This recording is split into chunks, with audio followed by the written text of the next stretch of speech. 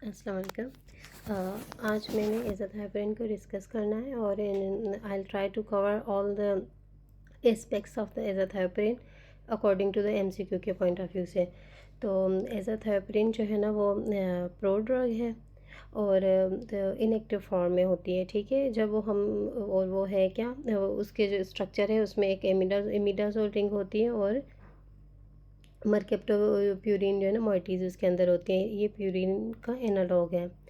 अब जब ये एज़ाथाइप्रिन हम लेते हैं तो ओरल तो इस ग्लूटाथाइन की प्रेजेंस में ये 6 मरकेप्टोप्यूरिन में कन्वर्ट हो जाती है। अब 6 मरकेप्टोप्यूरिन जो है वो डिफरेंट 3 पाथवेज हैं, वहाँ पे वो जा सकता है। इन प्रेजेंस ऑफ द टीपीएमटी वो उसकी मिथाइलेशन होती है तो 6 मिथाइल मरकेप्टोप्यूरिन में कन्वर्ट हो जाता है। जब उसकी ऑक्सीडेशन होती है in presence of the xanthine oxidase तो थायोरिक एसिड में कन्वर्ट हो जाता है। अब ये दोनों जो हैं ये इसके इनएक्टिव मेटाबोलाइट्स हैं। अब इधर ही मैं डिस्कस कर देती हूँ कि इसकी जो ड्रग इंटरेक्शन है ज़ैंथेन ऑक्सीडेज, अगर हमने ज़ैंथेन ऑक्सीडेज इनहिबिटर जो है पेशेंट को हमने साथ में प्रिस्क्राइब नहीं करने, जैसे कि एलोप्यूरिनोल हो गया, फेबोक्सोस्टेट हो गया। अब ये दोनों क्या करते हैं, इनहिबिट करते हैं ज़ैंथेन ऑक्सीडेज को, तो ये जो पाथवे है ये एक्टिव मेटाबोलाइट्स की तरफ ज़्यादा जाएगा। तो इसीलिए जो है ना ये नहीं करना। और एज़ाथाइप्रिन के साथ जो भी ड्रग देंगे ना वो सारी इसकी इम्यूनोसप्रेशन प्रॉपर्टीज़ को बढ़ाती हैं, जैसे कि एस इनहिबिटर्स हो गए, से अमाइनो सैलिसाइलिक एसिड हो गए, रिबाविरिन है। लेकिन जो है और एज़ाथाइप्रिन खुद जो है ना वो एंटीकोगुलेंट एक्टिव जो है वो एक्शन जो है क्यूमरिन का उसको उसको इनहिबिट करते हैं, ठीक है। अब ये दो इसके इनएक्टिव फॉर्म हो गए। अब ये जो है फर्दर ये 6 थायोग्वानिन न्यूक्लियोटाइड में कन्वर्ट होता है। इसके सारी जो इम्यूनोसप्रेसिव एक्शन जो है वो 6 थायोग्वानिन करता है, ये इसका एक्टिव मेटाबोलाइट है। अब ये करता कैसे है कि ये जो 6 थायोग्वानिन है ना, ये जब बी और टी सेल जो है ना ये सेल साइकिल में एंटर होते हैं जीवन के ड्यूरिंग, लेकिन ये जो 6 थायोग्वानिन है ना ये during the S phase of the cell cycle जो है ना ये इनकॉर्पोरेट हो जाता है डीएनए में, क्योंकि ये जो है प्यूरिन का एनालॉग है ना, तो डीएनए में ये इनकॉर्पोरेट हो जाता है। जैसे ये इनकॉर्पोरेट होता है तो ये डी सेल साइकिल को इनहिबिट कर देते हैं, सेल की जो रिपेयरिंग की जो क्वालिटी है या उसको रिपेयर नहीं होने देता, तो एपोप्टोसिस होना शुरू हो जाता है और सेल रिपेयर नहीं होते। और फिर इसका एक और मेकैनिज़्म है कि ये CD28 की प्रेजेंस में ये इन्हें स्टिमुलेट करता है RAC1 को और एपोप्टोसिस कराता है टी सेल को। हमें पता है कि जो टी सेल का ये डीनोवो पाथवे अगर ये इम्पेयर हो जाए तो वो सल्वेज जो पाथवे इनका नहीं होता, तो इसीलिए ये स्पेसिफिक है लिम्फोसाइट्स के लिए। अब इसके जो साइड इफ़ेक्ट्स हैं वो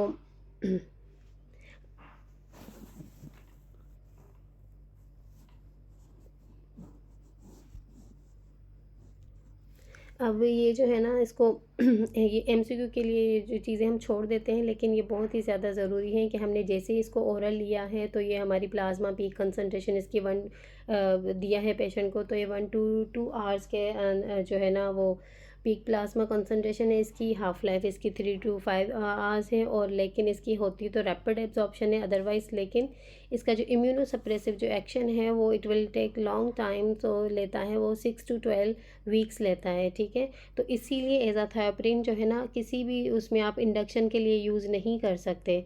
सीवियर में आपने हमेशा इसको जो है ना कॉर्टिकोस्टेरॉइड के साथ ही प्रिस्क्राइब करना होता है। और इसकी जो है वो है एक्सक्रीशन होती है एज़ाथाइप्रिन के मेटाबोलाइट्स की किडनीज और जीआईटी के थ्रू होती हैं।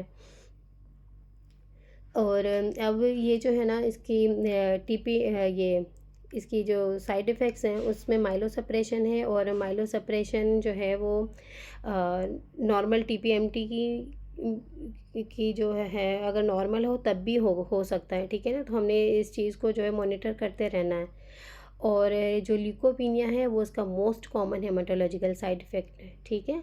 और बाकी ये इन्फेक्शंस जो होते हैं, bruising, mouth ulcer, sore throat, ये करा सकता है, माइलोटॉक्सिसिटी के सिम्टम्स हैं, ठीक है।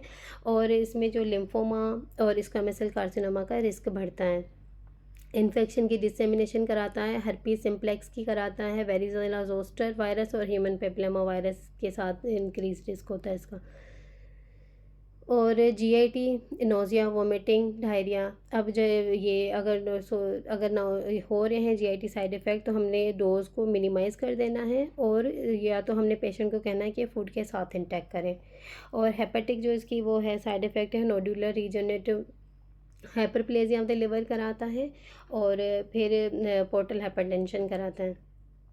अब जो है ना इसका हाइपर सेंसिटिविटी जो रिएक्शन है इसका एज़ाथाइप्रिन का, इसके लिए हमें ना वो देखना पड़ेगा इसके, अगर time duration with in 1 month की उसने बात की है ना, और उसके वेग से उसके सिम्टम्स है फीवर, मेलेज, आर्थल्जियाज, नोज़िया, वोमिटिंग, और स्किन की भी जो है वो नॉन स्पेसिफिक सी फाइंडिंग्स है, जैसे कि स्वीट सिंड्रोम लाइक आ गया, एरिथेमा नोडोजम, जनरलाइज एक्जेंथम रैश आ गया, वास्कुलाइटिस की तरह आ रहा है। तो जो है ना आपने उसको जो है वो हाइपर सेंसिटिविटी सस्पेक्ट करना है, और आपने जो है ना इसको स्टॉप कर देना है, ठीक है।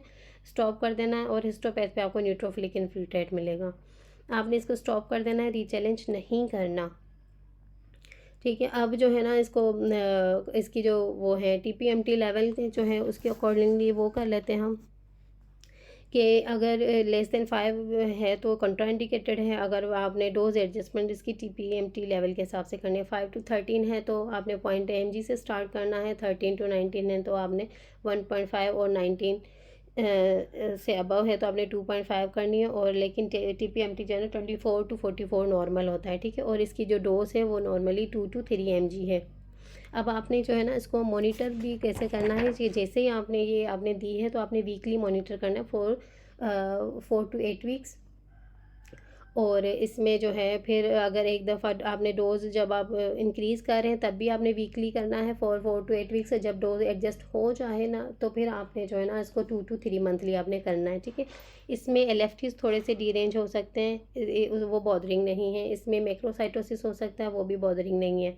हाँ, एज़ाथैप्रिन जो है वो इन प्रेगनेंसी जो है ना वो आपने अगर पेशेंट जो है वो ले रही है एज़ाथैप्रिन तो आपने स्टॉप नहीं करना, उसको कंटिन्यू होने देना है, ठीक है। और ब्रेस्ट फीडिंग का ये है कि अगर मदर जो है वो ब्रेस्ट फीड करा रही है तो आपने उसको ये गाइड करना है कि एज़ाथैप्रिन वो ले, she has to wait for 4 hours